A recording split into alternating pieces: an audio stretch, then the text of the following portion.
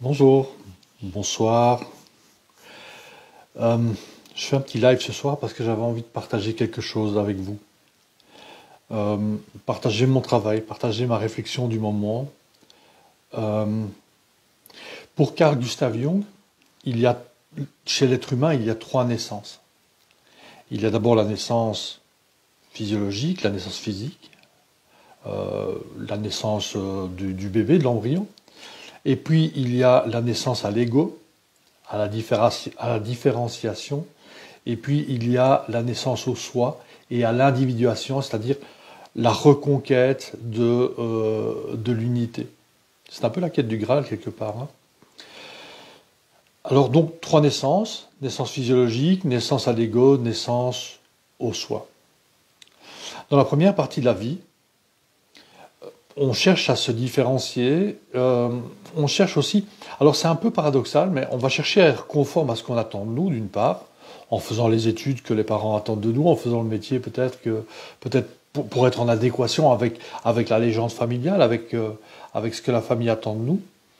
Et puis vers la quarantaine, là on prend conscience différemment. C'est souvent pour ça que les changements se font à cette époque-là d'ailleurs. Vers la quarantaine, les gens commencent à se préoccuper plus de qui ils sont, à se découvrir davantage et à faire plus ce qui est conforme avec eux-mêmes et pas avec quelqu'un d'autre. Et donc là, ils se recentrent sur leurs valeurs, sur ce qui est important pour eux, et on assiste souvent dans ce moment-là à des changements de vie très très importants. Les gens qui viennent en formation développement personnel, d'ailleurs, en PNL ou en hypnose, sont souvent des gens qui sont comme ça entre 35 et 45 ans et qui ont justement ce besoin de changer et de se recentrer, salut Olivier, et de se recentrer sur qui ils sont. Alors par rapport à ça, je voulais juste vous faire part de ma réflexion et de où mon travail m'amène pour le moment. J'ai l'impression que à un moment donné, donc on s'identifie, on met un masque, ce masque qu'on peut appeler ego, hein, qui en tout cas qui en est le fruit et qui a à voir avec l'ego. En fait, on n'a pas qu'un masque, on a plusieurs masques et ces masques-là, ils sont censés nous aider à nous adapter aux différents environnements dans lesquels on va se trouver, dans lesquels on va évoluer. On n'est pas tout à fait le même au travail ou en famille ou avec des amis. Bien sûr, c'est toujours nous, mais il y a des petites différences. Et quand on se met en quête de soi, quand on est au soi et quand on se met en quête du soi, on va découvrir des, des petits morceaux, un petit peu comme un puzzle. On va découvrir des petits morceaux de qui l'on est. On va avoir des consciences de notre identité. C'est ce que certains appelleront des moments d'éveil. Hein, on n'est pas, à mon sens, éveillé une fois pour toutes, mais on a des moments d'éveil, et dans ces moments d'éveil, on a accès à quelque chose de son identité. Et quand ce quelque chose de notre identité nous a été révélé, eh bien, on va enlever le masque qu'on avait jusque-là, et on va mettre un masque qui inclut cette découverte. Donc un masque qui nous ressemble davantage. Et au fur et à mesure de cette quête, au fur et à mesure de cette recherche, on va toujours changer les masques pour des masques qui nous ressemblent davantage. Évidemment, plus on va être conscient de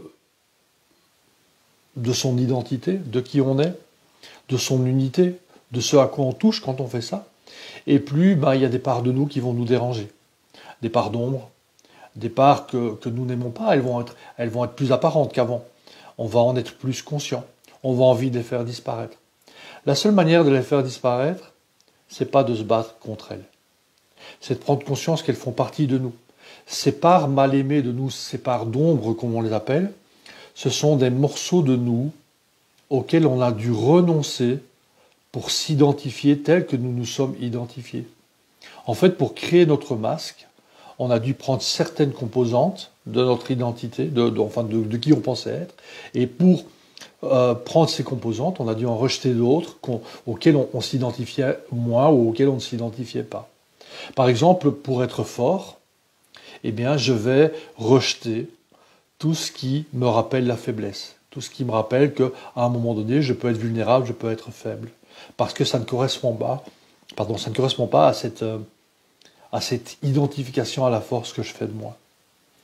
Et donc, plus on avance, plus on va avoir des prises de conscience par rapport à son identité, et plus on va pouvoir intégrer ces parties qu'on rejetait avant, en se disant, bah ok, je suis fort, oui, je suis fort, mais en même temps, il y a des moments où je peux être faible. J'ai cette force en moi, et en même temps, il y a des moments où je suis vulnérable. Et ça aussi, ça fait partie de moi.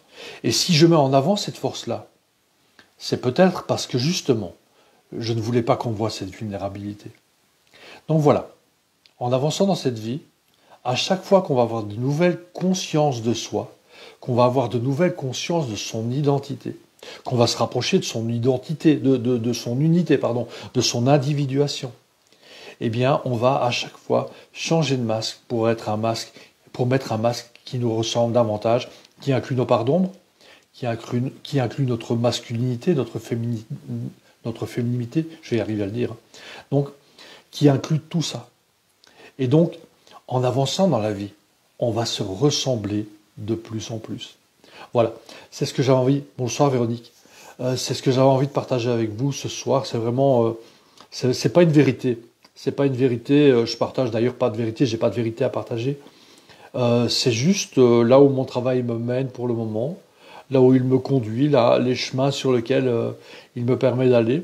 Hein, depuis que je fréquente Jung, ça fait maintenant quelques années. Et puis j'ai envie de temps en temps de partager ça avec vous parce que votre écho m'intéresse, parce que justement je ne pense pas détenir la vérité, et parce que ce que vous avez à me dire par rapport à ça, les réactions que vous avez par rapport à ça, ben, elles me nourrissent aussi. Et souvent quand il y a des réactions comme ça, ben, je ne réagis pas, et je réagis d'autant moins que ça me touche. Pourquoi ? Parce que c'est votre vérité à vous. C'est votre part de vérité à vous. Et si je viens réagir par rapport à ce que vous me dites, alors je prends ou je prends pas. Dans ce que vous me dites, dans ce que vous me donnez en écho, je prends ou je prends pas pour moi. Mais si je viens réagir sur votre part de vérité, sur votre témoignage, sur ce que vous vivez vous, je vous impose quelque part ma vérité. Et ce ne serait pas juste non plus. D'accord ? Donc c'est juste un partage, comme ce que vous allez vouloir partager en dessous sera un partage et je l'accueillerai en tant que tel. Voilà. Merci pour ce moment passé ensemble. Je vous souhaite une belle soirée et puis je vous dis à bientôt quand j'aurai encore des choses à partager avec vous. Au revoir.